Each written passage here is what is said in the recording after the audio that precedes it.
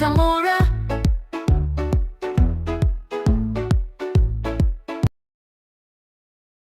ಒಂದು ಊರಲ್ಲಿ ಒಂದು ದೊಡ್ಡ ಕಾಡಿತ್ತು. ಆ ಕಾಡಿನಲ್ಲಿ ಎಲ್ಲಾ ಪ್ರಾಣಿಗಳು ಸಂತೋಷದಿಂದ ವಾಸಿಸುತ್ತಿದ್ದವು. ಒಂದು ದಿನ ಆ ಕಾಡಿಗೆ ಒಂದು ದೊಡ್ಡ ಸಿಂಹ ಬಂತು. ಆ ಸಿಂಹ ತುಂಬಾ ಕ್ರೂರವಾಗಿತ್ತು. ಅದು ಸಿಕ್ಕ ಸಿಕ್ಕ ಪ್ರಾಣಿಗಳನ್ನು ಕೊಂದು ತಿನ್ನುತ್ತಿತ್ತು.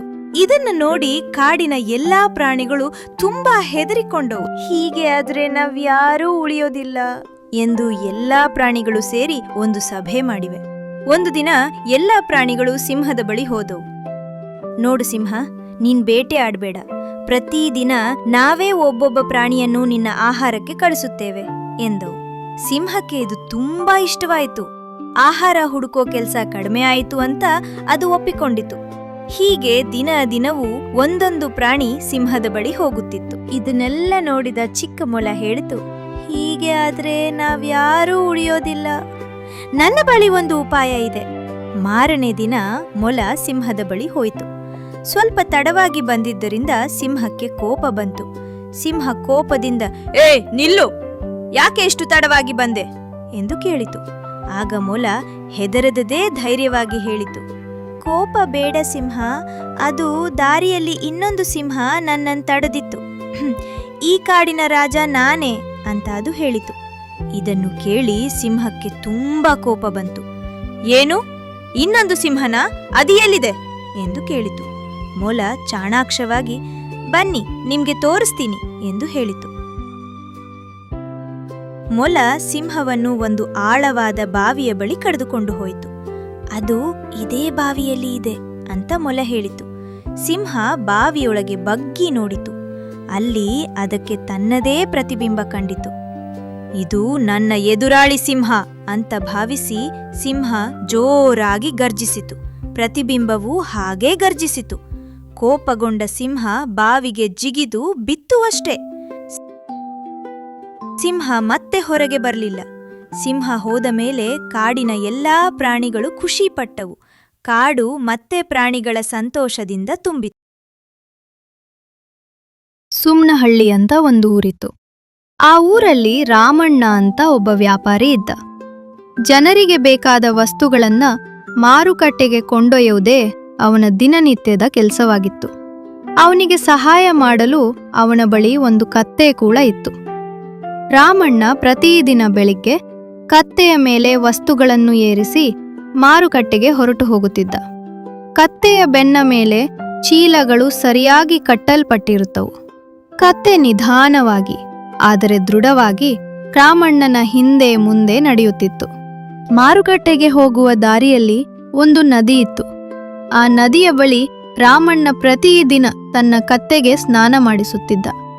ಕತ್ತೆಗೆ ನೀರಿನಲ್ಲಿ ಆಟ ಆಡೋದು ತುಂಬಾ ಇಷ್ಟ. ಒಂದು ದಿನ ರಾಮಣ್ಣನು ಮಾರಾಟಕ್ಕೆಂದು ಒಂದು ದೊಡ್ಡ ಉಪ್ಪಿನ ಚೀಲವನ್ನು ಕತ್ತೆಯ ಮೇಲೆ ಏರಿಸಿದ. ನದಿಯನ್ನು ದಾಟುವಾಗ ಉಪ್ಪಿನ ಭಾರ ತಡೆಯಲಾಗದೆ ಕತ್ತೆಯ ಕಾಲು ಜಾರಿ ನದಿಯೊಳಗೆ ಬಿದ್ದಿತು. ನೀರಿನಲ್ಲಿ ಬಿದ್ದ ತಕ್ಷಣ ಉಪ್ಪು ಕರಗಿ ಚೀಲದ ತೂಕ ಕಡಿಮೆಯಾಯಿತು. ಕತ್ತೆಗೆ ಆಶ್ಚರ್ಯ ಆಯಿತು. ನೀರಿನಲ್ಲಿ ಬಿದ್ದರೆ ಭಾರ ಕಡಿಮೆಯಾಗುತ್ತೆ ಅಂದುಕೊಂಡಿತು. ಮರುದಿನದಿಂದ ನದಿ ಕಂಡಾಗಲೆಲ್ಲ ಕತ್ತೆ ಬೇಕಂತಲೇ ನೀರಿನಲ್ಲಿ ಬೀಳತೊಡಗಿತು. ರಾಮಣ್ಣನಿಗೆ ಕತ್ತೆಯ ಈ ಚತುರತೆ ಗೊತ್ತಾಯಿತು. ಮುಂದಿನ ದಿನ ಅವನು ಉಪ್ಪಿನ ಬದಲು ಹತ್ತಿಯ ಚೀಲವನ್ನು ಕತ್ತೆಯ ಮೇಲೆ ಹಾಕಿದ. ನದಿಯ ಬಳಿ ಬಂದಾಗ ಕತ್ತೆ ಎಂದಿನಂತೆ ನೀರಿನಲ್ಲಿ ಬಿದ್ದಿತು. ಆದರೆ ಈ ಬಾರಿ ಹತ್ತಿ ನೀರು ಹೀರಿ ಚೀಲವು ತುಂಬಾ ಭಾರವಾಯಿತು. ಕತ್ತೆಗೆ ನಡೆಯಲು ಕೂಡ ಆಗಲಿಲ್ಲ. ಆಗ ಕತ್ತೆಗೆ ತಾನು ಮಾಡಿದ ತಪ್ಪಿನ ಅರಿವು ಆಯಿತು. ಅಂದಿನಿಂದ ಕತ್ತೆ ಯಾವುದೇ ಚತುರಿ ಮಾಡದೆ ಸಂತೋಷದಿಂದ ಕೆಲಸ ಮಾಡತೊಡಗಿತು. ಒಂದಾನೊಂದು ಕಾಲದಲ್ಲಿ ಒಂದು ಸುಂದರವಾದ ನದಿಯ ತೀರದಲ್ಲಿ ಒಂದು ದೊಡ್ಡ ನೇರಳೆ ಹಣ್ಣಿನ ಮರ ಇತ್ತು. ಆ ಮರದ ಮೇಲೆ ಒಂದು ಚುರುಕಾದ ಕೋತಿ ಸಂತೋಷವಾಗಿ ಆಟ ಆಡುತ್ತಾ ಹಣ್ಣು ತಿನ್ನುತ್ತಾ ಇತ್ತು. ಅದೇ ನದಿಯಲ್ಲಿ ಒಂದು ಮೊಸಳೆ ವಾಸ ಮಾಡುತ್ತಿತ್ತು. ಒಂದು ದಿನ ಮೊಸಳೆ ಹಸಿವಿನಿಂದ ಕೋತಿಯ ಬಳಿ ಬಂದು ಕೇಳಿತು, ಕೋತಿ ಅಣ್ಣ, ನನಗೆ ತುಂಬಾ ಹಸಿವಾಗಿದೆ, ಸ್ವಲ್ಪ ಹಣ್ಣು ಕೊಡ್ತೀಯಾ? ಕೋತಿ ನಗುತ್ತಾ ಹೇಳಿತು, ಖಂಡಿತ ಕೊಡ್ತೀನಿ ಸ್ನೇಹಿತ, ಈ ನೇರಳೆ ಹಣ್ಣು ತುಂಬಾ ರುಚಿ. ಮೊಸಳೆ ಹಣ್ಣು ತಿಂದಿತು. ಅದಕ್ಕೆ ತುಂಬಾ ಇಷ್ಟವಾಯಿತು. ಧನ್ಯವಾದಗಳು, ನಾನು ಮತ್ತೆ ಬರಬಹುದಾ ಎಂದಿತು. ಯಾವಾಗ ಬೇಕಾದ್ರೂ ಬಾ ಎಂದು ಕೋತಿ ಹೇಳಿತು. ಆ ದಿನದ ನಂತರ ಮೊಸಳೆ ಪ್ರತಿದಿನ ಬರುತ್ತಿತ್ತು. ಇಬ್ಬರೂ ಸೇರಿ ಹಣ್ಣು ತಿನ್ನುತ್ತಾ ಒಳ್ಳೆಯ ಸ್ನೇಹಿತರಾದರು.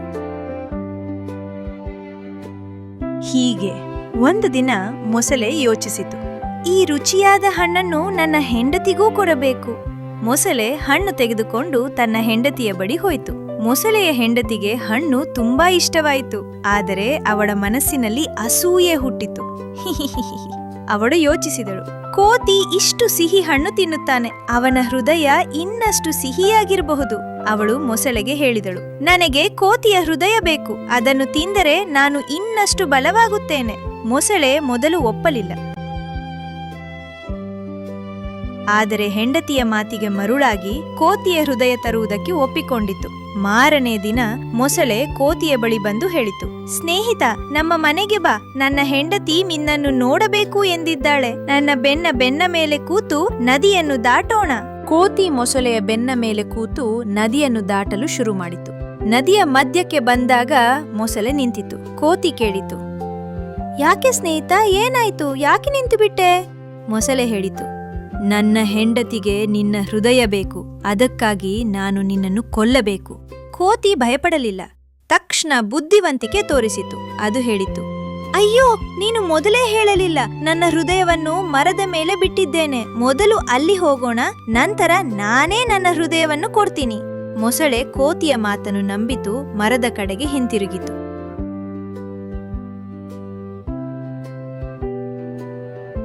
ನದಿಯ ತೀರ ಬಂದ ತಕ್ಷಣ ಕೋತಿ ಜಿಗಿದು ಮರದ ಮೇಲೆ ಏರಿತು. ಮೇಲಿಂದ ನಗುತ್ತಾ ಹೇಳಿತು, ಹೇ ಮೂರ್ಖ ಮೊಸಳೆ, ಯಾರು ಹೃದಯವನ್ನು ಹೊರಗಿಟ್ಟು ಬರ್ತಾರೆ? ಮೊಸಳೆ ನಾಚಿಕೊಂಡಿತು. ಕೋತಿ ಸುರಕ್ಷಿತವಾಗಿ ಉಳಿಯಿತು. ಒಂದಾನೊಂದು ಕಾಲದಲ್ಲಿ ಒಂದು ಊರಿತ್ತು. ಆ ಊರಲ್ಲಿ ತುಂಬಾ ಬಿಸಿಲು ಇತ್ತು. ಕೆರೆಗಳು, ಬಾವಿಗಳು ಎಲ್ಲವೂ ಒಣಗಿ ಹೋಗಿದ್ದವು. ಊರಲ್ಲಿ ಎಲ್ಲೂ ನೀರು ಸಿಗದೆ ಎಲ್ಲರೂ ಕಷ್ಟಪಡುತ್ತಿದ್ರು. ಒಂದಿನ ಆ ಊರಲ್ಲಿ ಇರೋ ಒಂದು ಚಿಕ್ಕ ಕಾಗೆಗೆ ತುಂಬಾ ದಾಹ ಆಯಿತು. ನೀರು ಬೇಕು ಅಂತ ನೀರನ್ನ ಹುಡುಕಿ ಊರೆಲ್ಲ ಸುತ್ತುತ್ತಾ ಇತ್ತು. ಎಲ್ಲೂ ನೀರು ಸಿಗ್ಲಿಲ್ಲ. ಅಯ್ಯೋ ದೇವ್ರೇ, ನನಗೆ ಸಹಾಯ ಮಾಡು, ನನಗೆ ತುಂಬಾ ದಾಹ ಆಗ್ತಿದೆ, ನೀರು ಬೇಕು ಅಂತ ಬೇಡ್ತಾ ಮತ್ತೆ ಹುಡುಕ್ತಾ ಹೋಯ್ತು. ಅಷ್ಟರಲ್ಲಿ ಕಾಗೆಗೆ ದೂರದಲ್ಲಿ ಒಂದು ಮಡಕೆ ಕಾಣಿಸ್ತು. ಕಾಗೆ ಖುಷಿಯಿಂದ ಮಡಕೆಯೊಳಗೆ ನೋಡಿತ್ತು. ಹಬ್ಬಾ, ನೀರು ಸಿಕ್ತು. ಆದ್ರೆ ನೀರು ತುಂಬಾ ಕೆಳಗಿತ್ತು. ಕಾಗೆಗೆ ನೀರು ತಲುಪಲೇ ಇಲ್ಲ. ಕಾಗೆ ಸ್ವಲ್ಪ ಯೋಚನೆ ಮಾಡಿತು. ನಾನು ಬುದ್ಧಿ ಬಳಸಬೇಕು ಎಂದುಕೊಂಡಿತು. ಅಷ್ಟರಲ್ಲಿ ಕಾಗೆಗೆ ಒಂದು ಉಪಾಯ ಹೊಳೆಯಿತು. ಕಲ್ಲು, ಇದು ನನಗೆ ಸಹಾಯ ಮಾಡ್ತದೆ ಎಂದು ಸುತ್ತಲೂ ಬಿದ್ದಿದ್ದ ಸಣ್ಣ ಸಣ್ಣ ಕಲ್ಲುಗಳನ್ನು ಒಂದೊಂದಾಗಿ ಮಡಕೆಯೊಳಗೆ ಹಾಕಲು ಶುರು ಮಾಡಿತು. ಕಲ್ಲುಗಳು ಒಳಗೆ ಹೋಗುತ್ತಾ ಹೋದಂತೆ ನೀರಿನ ಮಟ್ಟ ನಿಧಾನವಾಗಿ ಮೇಲಕ್ಕೆ ಬಂತು. ಈಗ ಕಾಗೆಗೆ ನೀರು ತಲುಪಿತು. ಕಾಗೆ ನೀರು ಕುಡಿದು ತುಂಬಾ ಸಂತೋಷಪಟ್ಟಿತು. ನಂತರ ಖುಷಿಯಿಂದ ಆಕಾಶಕ್ಕೆ ಹಾರಿಹೋಯಿತು. ಒಮ್ಮೆ ಒಂದು ಸುಂದರವಾದ ಕಾಡಿನಲ್ಲಿ ದೊಡ್ಡ ಮರದ ನೆರಳಿನಲ್ಲಿ ಒಂದು ಬಲಿಷ್ಠ ಸಿಂಹ ಆರಾಮವಾಗಿ ನಿದ್ದೆ ಮಾಡುತ್ತಿತ್ತು. ಕಾಡಿನ ಎಲ್ಲಾ ಪ್ರಾಣಿಗಳು ಸಿಂಹನನ್ನು ಗೌರವದಿಂದ ನೋಡುತ್ತಿದ್ದರು. ಅದೇ ಕಾಡಿನಲ್ಲಿ ಒಂದು ಪುಟ್ಟ ಇಲಿ ಇತ್ತು. ಖುಷಿಯಾಗಿ ಆಟವಾಡುತ್ತಿತ್ತು. ಆಟವಾಡುತ್ತಾ ಓಡಿದ ಇಲಿ ಗಮನವಿಲ್ಲದೆ ನಿದ್ದೆ ಮಾಡುತ್ತಿರುವ ಸಿಂಹನ ದೇಹದ ಮೇಲೆ ಹಾಗೂ ಮೂಗಿನ ಮೇಲೂ ಓಡಿಬಿಟ್ಟಿತು. ಸಿಂಹ ತಕ್ಷಣ ಎಚ್ಚರಾಗಿ ಗರ್ಜಿಸಿತು. ಅಯ್ಯೋ, ನನ್ನ ನಿದ್ದೆಯನ್ನು ಯಾರು ಕೆಡಿಸಿದ್ದಾರೆ? ನೀನು ಪುಟ್ಟ ಇಲಿ, ನನ್ನ ಮೂಗಿನ ಮೇಲೆ ಓಡಾಡ್ತೀಯಾ? ಇಲಿ ಭಯದಿಂದ ನಡುಗುತ್ತಾ ಹೇಳಿತು, ಮಹಾರಾಜ ಕ್ಷಮಿಸಿ, ನಾನು ತಪ್ಪಾಗಿ ಮಾಡಿದೆ. ಇಲಿ ಕೈ ಜೋಡಿಸಿ ಕೇಳಿತು, ದಯವಿಟ್ಟು ನನ್ನನ್ನು ಬಿಡಿ, ಒಂದು ದಿನ ನಾನು ನಿಮ್ಗೆ ಸಹಾಯ ಮಾಡುತ್ತೇನೆ. ಸಿಂಹ ನಗುತ್ತಾ ಹೇಳಿತು, ನೀನು ಅಷ್ಟು ಚಿಕ್ಕವನು, ನನಗೆ ಹೇಗೆ ಸಹಾಯ ಮಾಡ್ತೀಯಾ? ಸರಿ ಹೋಗು, ಈ ಬಾರಿ ಬಿಡ್ತೀನಿ. ಇಲಿ ಖುಷಿಯಿಂದ ಹೇಳಿತು, ಧನ್ಯವಾದಗಳು ಮಹಾರಾಜ, ನಿಮ್ಮ ಉಪಕಾರ ನಾನು ಎಂದಿಗೂ ಮರೆಯಲ್ಲ. ಕೆಲವು ದಿನಗಳ ನಂತರ ಸಿಂಹ ಕಾಡಿನಲ್ಲಿ ತಿರುಗುತ್ತಾ ಇದ್ದಾಗ ಅಚಾನಕ್ ಬೇಟೆಗಾರನ ಬಲೆಗೆ ಸಿಕ್ಕಿಬಿಟ್ಟಿತು. ಸಿಂಹ ನೋವಿನಿಂದ ಕೂಗಿತು, ಅಯ್ಯೋ, ಯಾರಾದರೂ ಸಹಾಯ ಮಾಡಿ. ಆ ಗರ್ಜನೆ ಶಬ್ದವನ್ನು ದೂರದಿಂದ ಇಲಿ ಕೇಳಿತು. ಇದು ಸಿಂಹನ ಧ್ವನಿ, ಅವನು ಸಂಕಟದಲ್ಲಿದ್ದಾನೆ. ಇಲಿ ತಕ್ಷಣ ಸಿಂಹನ ಕಡೆ ಓಡಿತು. ಸಿಂಹ ಮತ್ತೆ ಕೂಗಿತು, ಯಾರಾದ್ರೂ ಸಹಾಯ ಮಾಡಿ! ಇಲಿ ಧೈರ್ಯದಿಂದ ಹೇಳಿತು, ಮಹಾರಾಜ, ಚಿಂತಿಸಬೇಡಿ, ನಾನು ಬಂದಿದ್ದೇನೆ. ಸಿಂಹ ಅಚ್ಚರಿಯಿಂದ ಕೇಳಿತು, ನೀನು ನನಗೆ ಹೇಗೆ ಸಹಾಯ ಮಾಡಬಹುದು? ಇಲಿ ನಗುತ್ತಾ ಹೇಳಿತು, ನನ್ನ ಹಲ್ಲುಗಳು ತುಂಬಾ ತೀಕ್ಷ್ಣ. ಇಲಿ ತನ್ನ ಚಿಕ್ಕ ಹಲ್ಲುಗಳಿಂದ ಬಲೆಯ ದಾರಗಳನ್ನು ನಿಧಾನವಾಗಿ ಕಚ್ಚತೊಡಗಿತು. ಸ್ವಲ್ಪ ಸ್ವಲ್ಪವಾಗಿ ದಾರಗಳು ಕತ್ತರಿಸಿದವು. ಕೊನೆಗೆ ಸಿಂಹ ಸಂಪೂರ್ಣವಾಗಿ ಮುಕ್ತವಾಯಿತು. ಸಿಂಹ ಸಂತೋಷದಿಂದ ಹೇಳಿತು, ಓ ನನ್ನ ಪುಟ್ಟ ಸ್ನೇಹಿತ, ನೀನು ನನ್ನ ಪ್ರಾಣ ಉಳಿಸಿದ್ದೀಯ. ನಿನ್ನನ್ನು ಚಿಕ್ಕವನೆಂದು ನಾನು ತಪ್ಪಾಗಿ ಅಂದಾಜು ಮಾಡಿದ್ದೆ.